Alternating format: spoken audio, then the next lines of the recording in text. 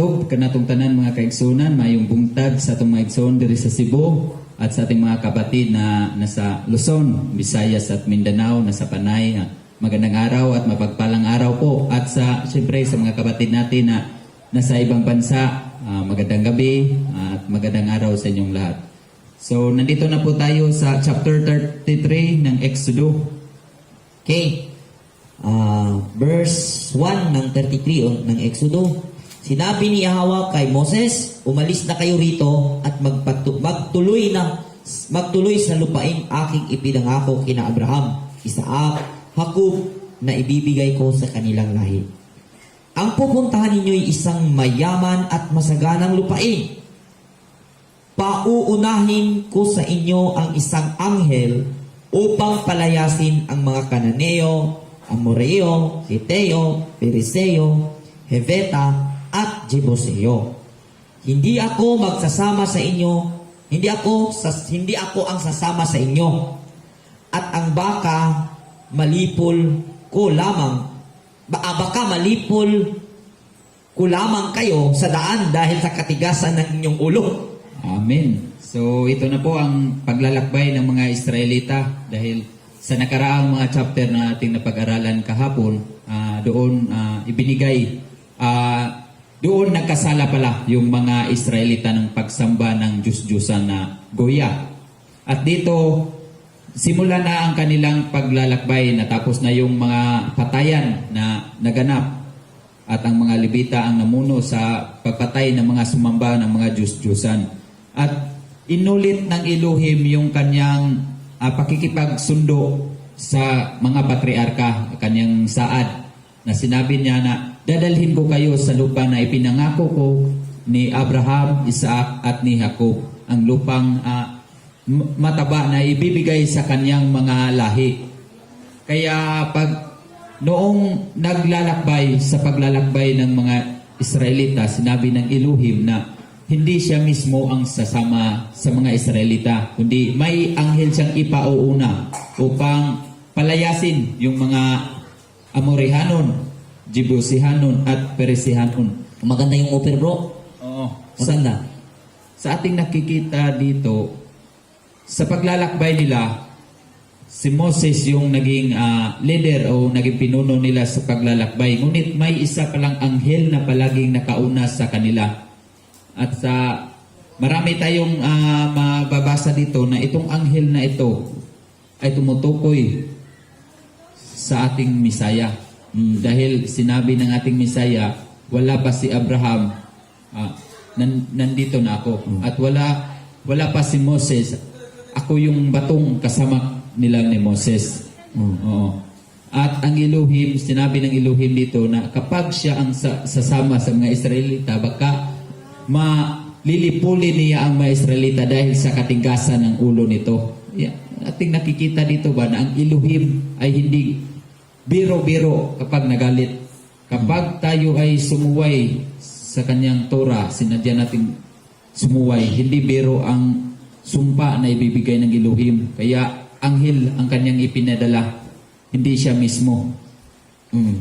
At kung ating nakikita dito, sa bunga dito, ito po yung time na umakyat si Moses balik doon sa bundok at sinabi na ni Elohim niya, sige, magtuloy na kayo. At yung offer, paunahan sana ng anghel.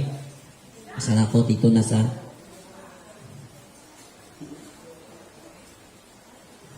verse 4.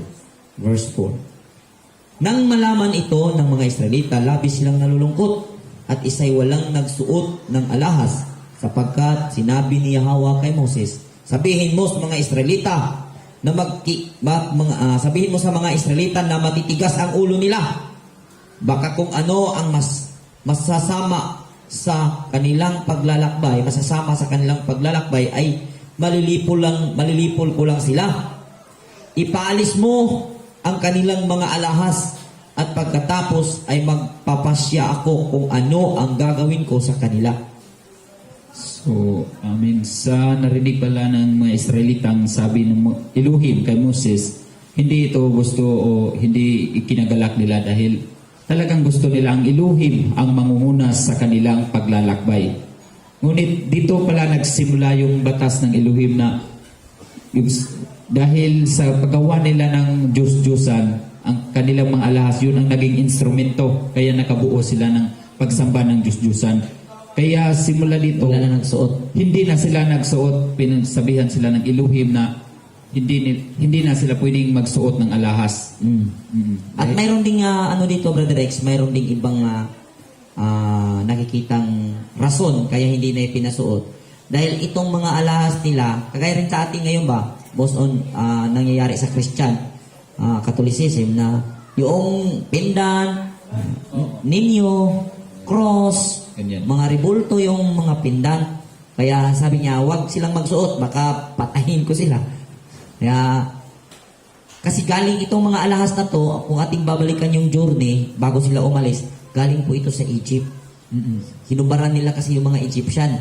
At yung mga Egyptian, ang pagkaalahas, ang mga disenyo po nun, ay nakakonsepto, nakadesenyo sa kanilang mga Diyos-Diyosan. Kaya yun din ang kinagalit ng Elohim na ubarin nyo lahat ng alahas ninyo, baka mapatay ko kayo sa daan. Pag nahubad ninyo, saka na ako magpapasya kung ano ang gagawin ko sa inyo.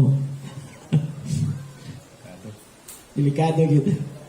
So, verse 6, kaya't mula sa bundok ng Sinai, hindi na sila nagsuot ng alahas. Amen. Po, So kung may pagtatanong na kapatid natin, Pwede ba magalahas? Pwede ba magalahas? ito ha. Kung titingnan po natin ang origin po ng rason, kaya po, kung naalala natin, nung sa kapanahon na nung tayo nandun pa sa kabila, hindi natin may iwasan mapag-usapan natin. Nagbabawal po ang ating leader po doon na magsuot ng alahas. Medyo, kung tingnan natin, may anggulo namang tama dahil baka yung alahas mo, ang pendant niyan ay cross. Baka yung alahas mo, ang pendant niyan si Senyor Niño. Ang pendant niyan si Mama Mary. Yung one eye, yung pyramid. Yun po ang purpose kaya hindi po tayo pinasuot ng alahas. Ngunit po, kung kayo po ay may alahas na wala namang disenyo, hindi po yan bawal. Ha? Lilinawin ko po, hindi po bawal ang mag-alahas. Ang bawal po na mag-alahas ka, yung may disenyong Diyos-Diyusan. Kasi kung napapansin din natin, inilibing din ni Jacob ang lahat ng kanilang mga alahas. Galing po sila sa kay Laban. Kasama nila yung mga anak, pinalibing nila doon sa kahoy ng Mamre. Dahil din po yun, yung disenyo ng kanilang mga ginawa ay nakakonsepto sa mga Diyos-Diyusan na kung saan ginawa ang mga alahas. Pero kung ngayon, mayroon kang alahas dyan na may disenyong Diyos-Diyusan, ang sinabi, huwag mong isuot. Hindi ko sinabing itapon. Huwag mong isuot. Ibig sabihin, hindi mo naman masuot, ibenta mo na lang. Ha? Pero kung wala yung revolto, wala yung konsepto ng ikakagalit ng ating Elohim, ay hindi po bawal. Sana po, maunawaan po ito, napakalaking po ito, dahil nauulit lang yung panahon, nasa journey po tayo, na kung saan pupuntahan natin yung pangako ng Ama sa ating pagpapatuloy. So, hindi bawal ang Brother Rex ha? Hindi bawal ang alahas. Ang bawal po, yung alahas na ang konsepto ay mayroong Diyos. Dahil sa mga simula, yung mga patriarka natin, may mga alahas, kahit si Rebecca. Oo, may mga alahas sila. Kung ating mapapansin doon, ang alahas na yon galing kay Abram. Oo. Yung galing kay Abram na alahas, dinala niya kay Rebecca. Pinadala niya kay Eliasar upang ihanap ng asawa si Isaac. Ang alahas po, nung nagtagpo po sina Rebecca at saka si Eliasar, isinuot agad sa kanang kamay at sa kanyang ilong. Ilong po yun. Yun po ang nilagyan kaagad ng hikaw. So, doon po makikita natin na hindi bawal ang alahas. Ngunit ang pinagbabawal, yung alahas na may konseptong disenyo ng Diyos-Diyusan. Sana malinaw po. Amen. Okay. Verse 7. Nakaugalian na ni Moses na itayo ang tabernakulo sa isang lugar ng malayo-layo sa kampo.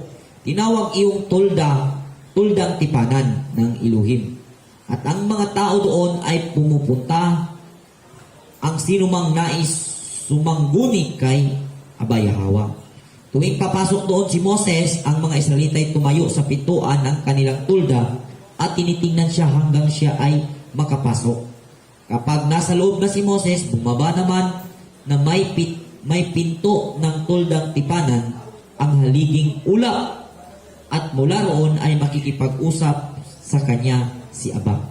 Amen. So ipinakita dito yung tabernakulo na sa kanilang paglalakbay na dala-dala nila, at sa mga kaugalian na ipinakita dito ni Moses, talagang yung tabernakulo, binigyan talaga niya ng iba, yung halaga na ilayo sa mga tao, ilayo sa mga sambayanan, may layo nga kunti para hindi yung makapunta dito, yung mga tao na may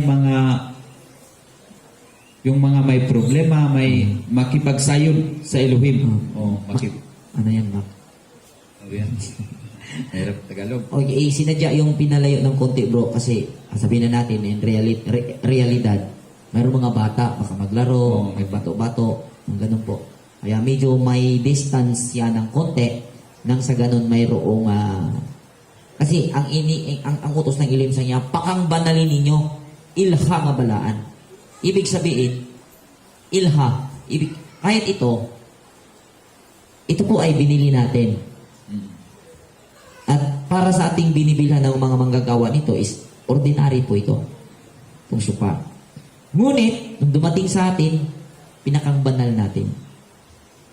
Inisip nating banal. Kaya po ginamit natin sa gawain ng Elohim dahil pinakang banal natin ito para sa gawain. Ganun po yung tulda. Hindi totally na extraordinary. Mayroon siyang extraordinary na taglay. Ngunit, sinabi ng Elohim, pakang banalin ninyo, ilha, kilalanin ninyong banal. Ibig sabihin, irespeto at iba yung iba yung pakikitungo mo doon sa lugar na yun dahil sabi ng Elohim, pakang banalin.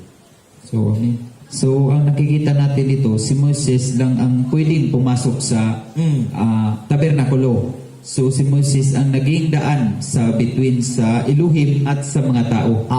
Siya ang nagdadala kung ano ang mga problema ng Israel na base sa kalooban ng Elohim. At mayroong hiwaga na pag si Moses, papasok siya sa tulda ng tipanan, yung tinatawag tulda ng tipanan. Pag siya'y nakatayo doon sa pintuan, mga tao tatayo din sa kanilang pintuan, tinitingnan si Moses. Pag nakapasok na si Moses, ihuhulog na yung tabing. Tapos, biglang bababa yung ulap na parang haliging ulap. At yun ang tanda na ang Elohim ay nakikipag-usap na doon kay Moses. So, Verse 10. Kapag nakita na ng mga Israelita na nasa pintuan na ng tulda ang haliging ulap, pumupunta naman sila sa pintuan ng kanilang tulda at doon yumuyuko at sumasamba. Ang pakikipag-usap ni Yahweh kay Moses ay harap-harapan tulad ng pakikipag-usap sa isang kaibigan. Pagkatapos si Moses ay bumalik nasa kampo, ngunit naiwan sa tulda si Josue ang lingkod niya. Amen. So, sa ating nababasa dito, si Moses nakikipag-usap sa Elohim panim, naong sa naong, na parang makigsulti sa iyang higala. So, Panim. panim. So, si Moses, maraming nagsasabi bakit daw si Moses hindi namamatay, na may sinabi sa kasulatan na kapag nakita mo daw ang Elohim, mamamatay ka. Malalaman natin to. Ang pakikipag-usap ni Moses, parang kaibigan. Siya'y nakikipag-usap sa Elohim, naong sa naong. Maliman ka na. iba talaga yung pakikipatungo sa Elohim at kay Moses. Kaya posible pong higitan si Moses ng sinuman na mga tao dahil nasa kasulatan na sa pagkapropeta wala nang mas hihigit pa kay Moses. Kaya hindi po mahigitan yung humbleness at leadership na ginawa ni Moses bilang lingkod ng Elohim. Kung basihan lang yung tao, basihan ng paglilingkod, siguro hindi ito may magsasabi ng mga tao si Moses ay hindi perfecto. Hindi yung kanyang leadership ay may magsasabi na mas mataas pa yung experience nila sa kay Moses pero kumpirmado sa Elohim. Kaya wala nang hihigit sa kapag ang Elohim na ang nagkumpirma, wala nang hihigit na sinumang mga tao. Okay. At kung papansin natin, pag mababa na daw yung ulap, pag nasa loob na si Moses, ay ang mga tao doon sa pintuan nila, ay sabihin natin mga leaders, mga head of the family, sa tulda nila, yuyukot din haharap doon sa tulda. So, ibig sabihin, dahil itong tulda ay nasa gitna, yumuyukot po sila kung saan andun ang tulda. Okay. May ano nito eh. May mababago tayo nito. So, may mababago tayong concept ng pag-yuyukod. Kasi yung iba, kailangan naka-north. Naka-north. Ano lang. Kasi kung titingnan natin kung saan yung tulda, andito po nakaharap yung mga Israelita. So, ito yung tulda, kahit dito, diyan talaga sila nakaharap. So yung konsepto pala ng dalangin ni Solomon ay nakabase pala dito sa Torah na kasulatan na sinabi ni Solomon kung sinong tao na haharap sa templong ito. Dahil alam ni Solomon na nandoon ang Ark of the Covenant, nandoon ang tabernakulo. Diringgin po ninyo ang kanyang panalangin at kumpirmado po ito ng Elohim. Kaya nakaharap po ang mga Israelita sa templo, panahon ng mga Israelita na may templo, nakaharap sila kapag nananalangin sila. Kaugalian nila. Kahit si Daniel na napunta sa Babylonian, maharap talaga siya doon sa Israel. Sa South. South ba? East. South. West. West. West ba? West yata. Ano dito? East, west. West. Dito, west. Kung dito tayo, west. Kasi nasa Babylonian. Hindi ko alam din, pero basta nasa west. Nakaharap si Daniel. Kaya yung ibang mga nagsasamba ay nagdadala yan ng kompas.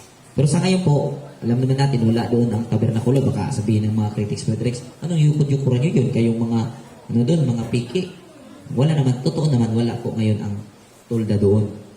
So, tuloy.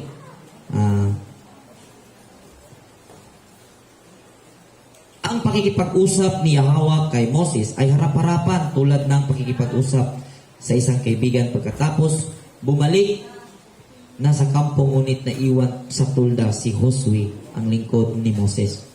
Rodriguez, maiwan man si Moses at si Josue sa tulda. So, ang nakikita natin dito, itong si Moses ay papasok doon sa tulda. Pero kung nasa ano sila, nasa isang lugar, hindi pa sila nasa biyahe.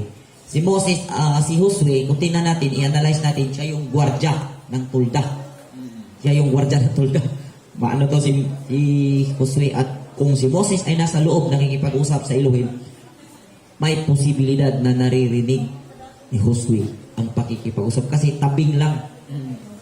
Tabing lang ang hindi concrete, kaya pwedeng narinig ni Josue ang pakikipag-usap ni Moses at saka sa Elohim. Ganun po si Josue. Tiyaga. So, 12. Sinabi ni Moses kay Yahweh, iniutos ninyo sa aking pangunahan ko. Ang pangunahan ko ang bayang ito papunta sa lupaing ipinangako ninyo. Ngunit hindi ninyo sinasabi kung sino ang nakakatulong ko. Sinabi pa ninyong nalulugod po kayo sa akin at kinikilala ninyo ako. Kung ito'y totoo, pinapakiusap kong sabihin ninyo sa akin ang inyong mga balak gawin para malaman ko upang patuloy kayong malulugod sa akin. So, nakiusap pala ito si Moses sa Elohim na kanyang gusto ni Moses na ipakita yung plano ng Elohim sa kanya dahil upang Ihayag sa kanya ba? dahil sa paglilingkod niya upang ano pa niya magagawa pa yung kanyang tungkulin na sa hinaharap. So sa time pala nito hindi pa nakita ni Moses ang kabuuhang pangyayari. Siguro ito yung simula. Simula ito na i-rebuild na sa kanya. Kaya kung mapapansin natin pagdating sa Deuteronomy, yung mga sinasabi ni Moses, saklaw po yung futuristic na po yung mga sinasabi ni Moses dahil po hiningi pala ni Moses na malaman niya ang plano ng Elohim. So kaya pala mayroon ng futuristic mga sinasabi prophesies na sinasabi si Moses pagdating sa kasunod na mga libro, lalong-lalo na sa Book of Deuteronomy, dahil ay nakikiusap pala siya na ihayag sa kanya kung totoo'y ikay nalugod sa akin, ihayag mo sa akin ang iyong mga plano nang lalong malugod ka sa akin. Kasi pag alam mo yung plano, wala kang hesitation na ito yung gawin ko dahil ito yung gusto ng boss ko. Way kabalaka. So tuloy, alalahanin din ninyo na ang bayang Israel ay inyo. Sasamahan ko kayo at bibigyan ko kayo ng kapayapaan, sagot ni Abay Hawa. Nung kanina, sabi niya, sasama sa inyo anghel. Pero dito, ang sabi niya, sasamahan ko kayo. Maraming dito, Bro Rex, na ang narinig kong explanation dito, hindi daw pumayag si Moses na hindi ang Elohim ang sasama sa kanya. Hindi daw pumayag si Moses. Pero kung titingnan natin, hindi talaga physically ang Elohim ang sumama kay Moses.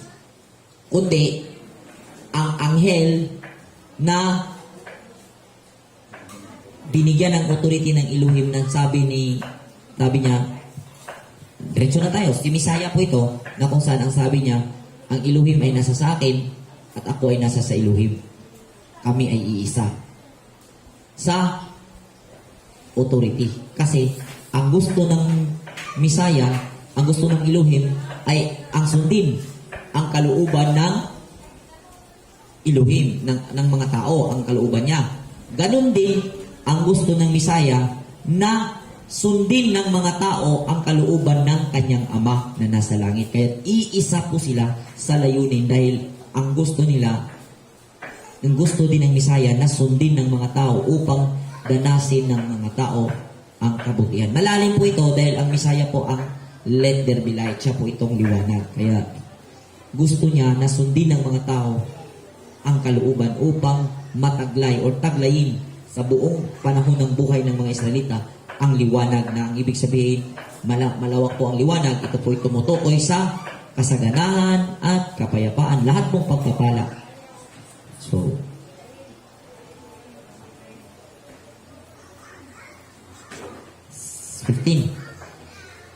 sinabi ni Moses, kung hindi ninyo kami sasamahan, huwag na po ninyo kaming paalisin dito. Sapagkat kung hindi kayo sasama sa amin, paano malalaman ng lahat na kami po ay iyong kinalulugdan? Kung sasama kayo sa amin, maliwanag na kami ay naiba sa lahat ng mga bansa. Amen. So, ipinakita talaga ni Moses dito na ang pagiging leadership niya ay hindi niya magagawa kung wala ang Elohim. Kung hindi gabay lahat po sa Elohim ang kanyang leadership. At pakumbaba ang ipinakita ni Moses dito na sa paglalakbay nila, hindi niya magagawa o hindi niya kakayanin na dalhin yung mga Israelita pag hindi kasama ang Elohim. At ipinakita po dito yung magiging pagkakaiba kapag may Elohim ang isang bansa at walang Elohim, walang kinikilala. Dahil sa ating pong nababasa sa kasulatan na talagang ang buong bansa na kanilang mga kapitbahay na bansa ay natakot dahil sa ipinakita ng Elohim na kapangyarihan sa buong angkan ni Israel. Kaya nag-ano sila ng takot na iba talaga ang bansa ng Israel dahil kasama nila ang kanilang Elohim. At ang may daamano ko dito, baka iisipin nila na talagang ang Elohim yung sumama physically. Ganito po yun mga kapatid. Kung alalahanin natin, unahan natin yung sinasab doon sa Joshua chapter 1, verse simulan dyan sa 5 hanggang 9. Ang sabi po ng Elohim, huwag mong ihiwalay ang kautusan, Josue. Sasamahan kita kung paano ko sinamahan si Moses. Sasama ako sa iyo saan ka man naroroon. Pagpalain ko lahat ng gawa ng iyong kamay kung huwag mong iwawalay sa iyo sarili ang kautusan. Huwag kang liliko sa kanan, sa kaliwa. Diretso ka. Sasamahan kita kahit saan ka naroroon. Ibig sabihin ng Elohim, kung taglayin ng mga Israelita ang pagiging masunurin sa kanyang mga utos, sa pamamagitan ng pagsunod sa kanyang utos, andun ang Elohim. Kakasama-kasama nila. So, ito po ang hiwaga ng na kasama ang Elohim nila dahil andun si Moses sumusunod sa kalooban ng Elohim, kaya kasama ni Moses o nila ang Elohim at hindi yun physical na Elohim. Kung magtanong na yung panim na nakakausap ni Moses ang Elohim, ay wala namang pong nakakausap ang Elohim na tao. Kahit kung balikan natin yung sa Mount Sinai, bayhon lang ang ipinakita. Yung kanyang, ano ba yung tawag bayhon? Yung likod lang ng Elohim ang pinakita sa kay Moses nung siya ay nakatago doon sa cliff, sa liki, sa bato.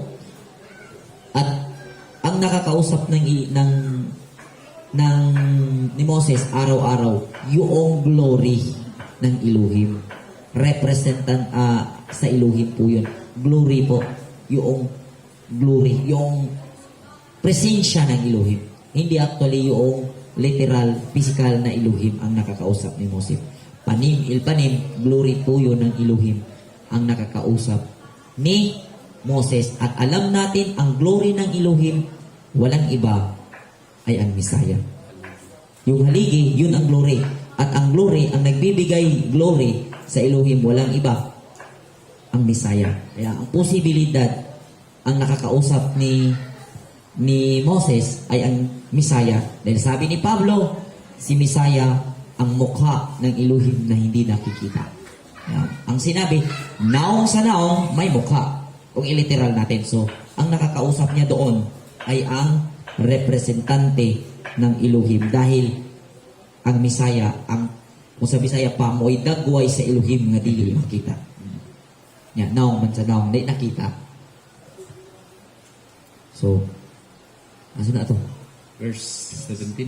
Sige, gagawin ko ang hiling mo sapagkat ako'y nalulugod sa iyo at kilalang kilala kita, sabi ni Abba Yahweh. Kaya't hiniling ni Moses ni Abba Yahweh, ipakita po ninyo sa akin ang inyong kaluwalhatian. Ay, ito na pala kaluwalhatian, glory. Nakikita mong lahat ang aking kaluwalhatian at bibigkasin ko sa iyo ang aking pangalan. Yahweh, mahabag ako sa nais kong kahabagan. At maawa ako sa nais kong kaawaan. Ngunit hindi mo maaaring makita ang aking mukha sapagkat tiyak na mamamatay ang sino mang makakakita niyon. Ayun pala Ay, sagot.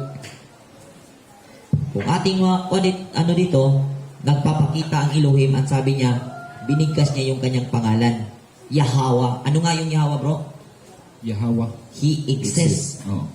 Sabi niya, ako si Yahweh. Na nalulugod ako sa iyo, bibigkasin ko yung pangalan ko. Ang pangalan niya, siya yung nag-exist. Na mahabagin, maawa, at naaawa siya sa nais niyang kaawaan, Ngunit hindi niya maaaring ipakita ang kanyang mukha dahil kung sino mang tao na kanyang makakita sa kanya ay mamamatay. So, dito na conclude na hindi pala yung nasa itaas na panim-il-panim, mukha sa mukha, nakikiusap ang Elohim kay Moses ay hindi yon Literal. literal. Dahil po, glory po yon, kaluwalhatian po. At kung meron man, naung sa naong literal natin, ang sagot po, yung sulat ni Pablo sa Colossians 1:15, si Messiah ang mukha ng Elohim na hindi makikita. So, yun. Ngunit hindi mo maaaring makita ang aking mukha sapagkat tiyak na mamamatay ang sinumang makakakita niyon. Dito sa tabi ko'y may matatayuan kang bato. Pagdaan ng aking maniningning na kaluwalhatian, ipasok kita sa siwang ng batong ito at tatakpan kita ng aking kamay. Ay, ito na. Dumaan na po siya sa yung clip ng bato at tinakpan ng Elohim ang bato, nandun siya at nung nakalipas na, pagkalampas ko'y alisin ko na ang aking kamay at makikita mo ang aking likod ko. Ngunit hindi ang aking mukha. Sagot ni Abba. Yan po. So, yung panim-il-panim, hindi literal. Kung literal man yun, nakikita niya ang glory. At kung ang glory ng Elohim, sabi ni Pablo, ang Misaya, ang mukha ng Elohim na hindi nakikita. So, salamat po sa ating lahat. Okay. Magandang umaga. At kagsukot sa miap. Tapos na yung Last day. last day na po. Ating pangbukas to. Oh. Salamat po sa ating lahat. At maraming salamat. Shalom Aleichem.